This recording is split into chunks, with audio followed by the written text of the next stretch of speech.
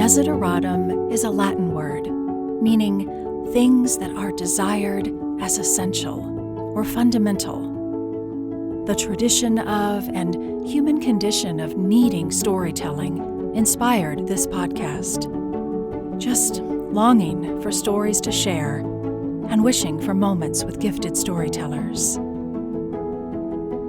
The Desideratum podcast celebrates the art of telling and the journey of listening, with narrator Teresa Bakken and her author, artist, and wordsmith friends. Episode 3, 13 Seconds. Well, I have to tell you a little story about what happened this weekend. We had 2 airplanes land on our lake this weekend. We were not expecting visitors. And so, I was so excited. Almost like a puppy dog, because I was like, oh, we have visitors. That is Ann Parker. You can hear and feel her joy at telling a good story, right? You should know Ann and her husband Sean are retired. Her from teaching, him from law enforcement. And when they retired, they moved to an off-the-grid cabin in Alaska, where planning and focusing on life's necessities and logistics is essential to survival. Today, you're going to hear a story from her book, Follow Me to Alaska, about a moment, a phone call that no one can ever really prepare for. It's about a plane crash. I also want you to listen to Ann's thoughts on a few things, like getting unstuck and having a big chicken approach to bravery. I think you'll like her dog Kuma's biggest gift to her, and the view, the perspective she has developed of community and of seasons from their remote cabin on Cub Lake. So I'm sitting in our cabin a long ways from anybody. And when I look out of the window, right now, I pretty much see black and white, except for the sky. So all of our color pretty much comes from blues and reds in the sky. And then right now, we are getting about 12 hours of daylight. We're about to start melting. And then it's amazing how quickly the green starts popping up. The summer, the flowers here, you can see so many different colors. And then you have the daylight all day and all night. So it's completely different. It is very extreme. When I was reading your book, I was struck by how the snow melt and the lake being a lake versus the lake being frozen solid to land on, like everything changed. Your modes of transportation and how you had access to things changed by the season. Gosh. And I think this was part of the reason I decided I got to write this book. You never know when a season ends, you may not get to that season again. Does that make sense?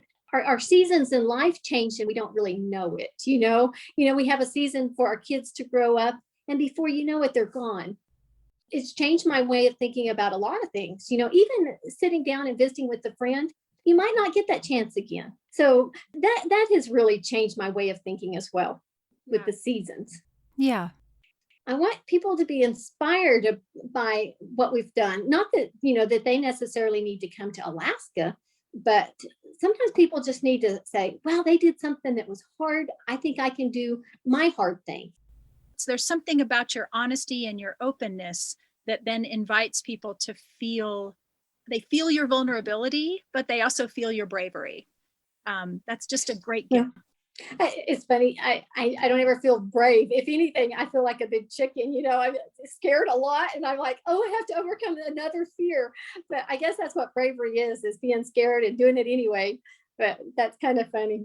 Yes. No, that's a great definition of bravery, isn't it? That you overcome your fears. You're very honest about the things in your lives and in your former careers that drove you to look for change.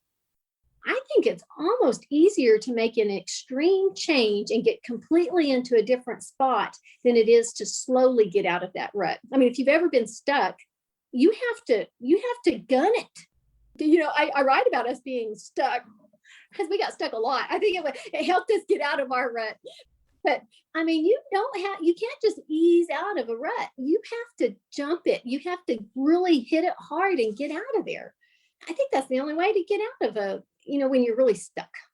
I love that metaphor. I love that. That's one of the reasons I think you've had such positive feedback from people. You allow someone to see the practical aspect of a story, and yet there's always, to me, a larger message in what you're writing about. Well, I think part of that may just come from being a teacher. I talk to my students a lot. They would say, why do we have to learn algebra? But you need to know how to learn. And so a lot of times when I would teach things in class and I would tell them, like a multiple choice test, I would say, do you want to go through life not being able to tell the truth, being able to recognize the truth? And they would say, well, no, I don't like being lied to. And I'd say, well, multiple choice test, you have 3 lies and 1 truth. You have to find the truth. And so I guess I've kind of, over the years, just teaching, I have tried to figure out a bigger purpose than just the one thing that we're doing right in front of us. There's always deeper purposes. That's a good spot to stop and tell you something about Anne. Her reason for moving to Alaska is deeply rooted in her faith. You're about to hear a scripture she chose to share today from the book of Habakkuk in the Old Testament. Habakkuk is a Hebrew name, meaning he that embraces. He was a prophet from about 600 BC who is revered in Judaism, Christianity, and Islam. This particular message from him Anne is sharing is about writing your vision. Habakkuk 2:2, the New King James Version says, write the vision and make it plain on tablets that he may run who reads it. And when I was thinking about your podcast and what it's called and what's essential, I thought, gosh, if a person could sit down and write, this is what is essential to me, and this is how I'm going to bring it into my life, then you can run with it. I finished every chapter with the scripture, and I hope people could tie it in. I try not to be preachy in my stories. I think you did a lovely job in your book. This is not fiction. This is a very personal story.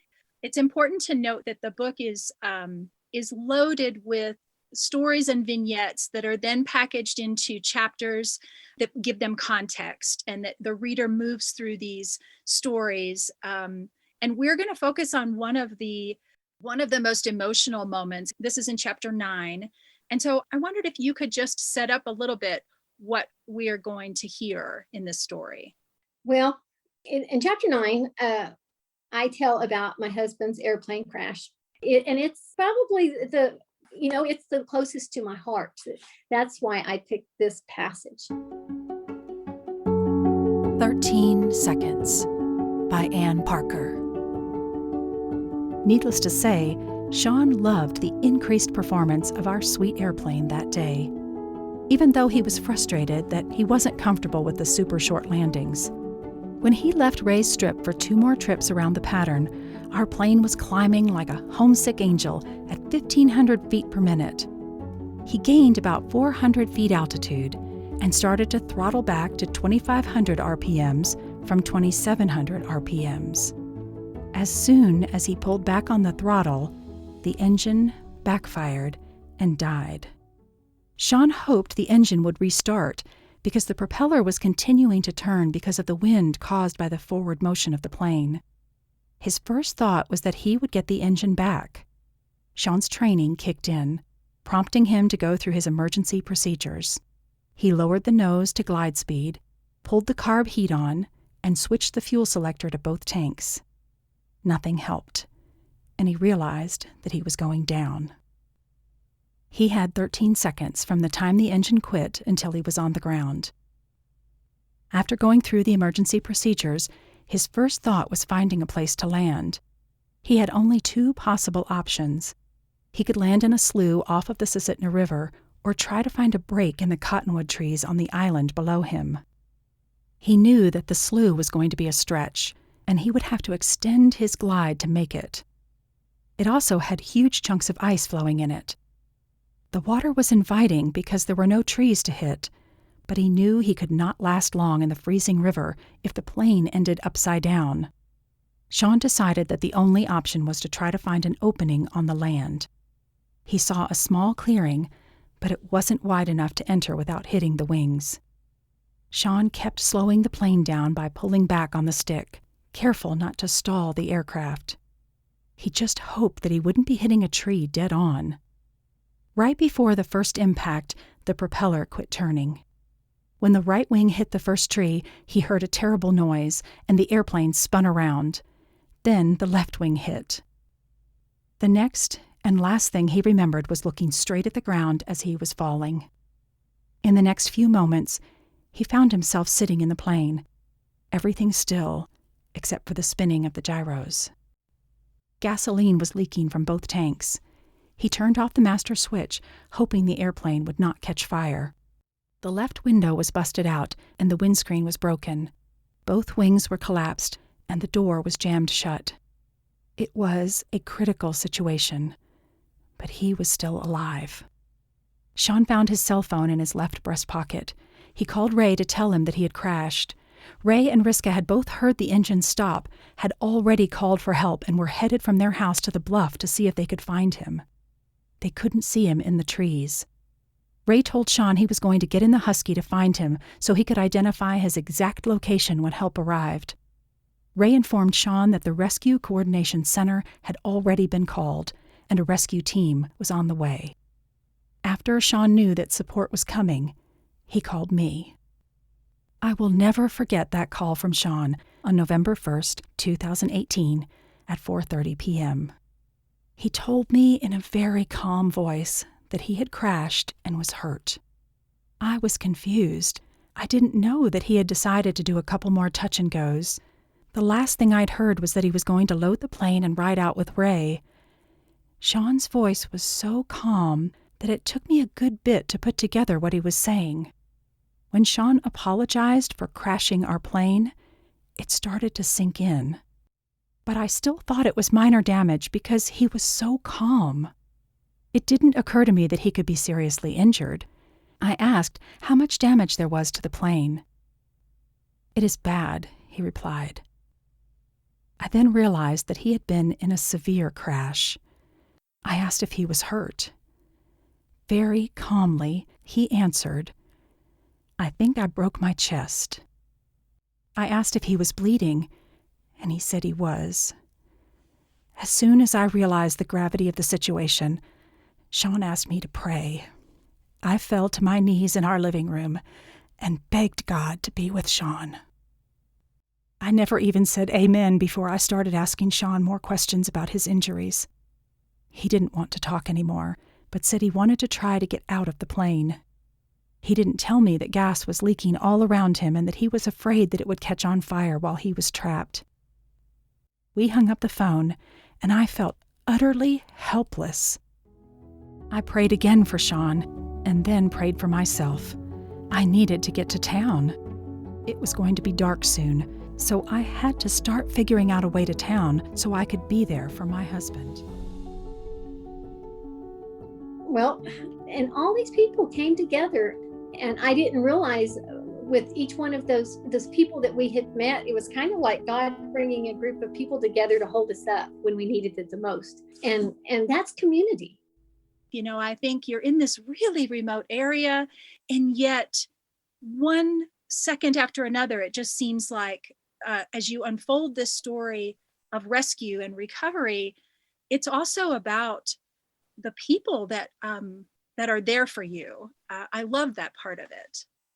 One lady I had never met. I had just met her over Facebook, but she came to the hospital and brought me a bag. And in it, there was soap and shampoo and a brush and Tylenol and a toothbrush. And she said, "I didn't know if you had this stuff." And so I brought it. And I will never forget that. And I thought, I don't know how many times I went and looked in there and found just what I needed. And that, I guess that little bag represented all those people, who came together. They were just what we needed. As Anne is talking about community right here, I think it's a good place to pick back up her story from the beginning about unexpected visitors at Cub Lake. Well, I have to tell you a little story about what happened this weekend. We had 2 airplanes land on our lake this weekend. We were not expecting visitors. And so, I was so excited.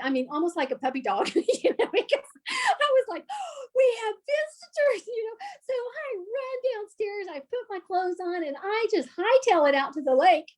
Well, Sean, of course, is much calmer about all of it. So he gets his clothes on and he goes out and starts the snow machine so he could actually go down there and bring them back. So I run to the end of the lake. It takes me forever because the snow's deep.